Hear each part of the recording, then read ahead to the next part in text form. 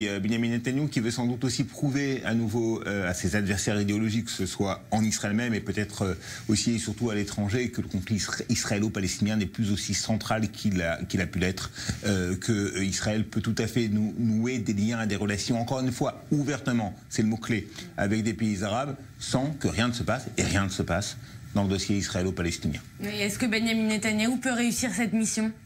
C'est pas sûr parce que, bon, en dépit du fait qu'il a demandé à l'un de ses hommes de confiance, Yossi Cohen, qui est le numéro 1 du Mossad, mais qui est également quelqu'un qui entretient des relations étroites avec certains dirigeants dans le monde arabe, de peser tout son poids pour qu'effectivement les relations israélo-saoudiennes deviennent officielles, sortent de cette semi-clandestinité en quelque sorte.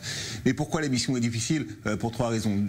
Un, l'affaire Khashoggi, bien évidemment. MBS, le prince héritier saoudien, qui a fort à faire pour rétablir son image de marque dans le monde arabe, auprès des opinions publiques dans le monde arabe. Et c'est pas en officialisant ses relations avec Israël qu'il peut espérer pouvoir le faire. Deuxièmement, les Saoudiens, il faut le rappeler, sont à l'origine de l'initiative arabe de paix de 2002, qui est toujours d'actualité du point de vue de la diplomatie saoudienne, du point de vue du monde arabe.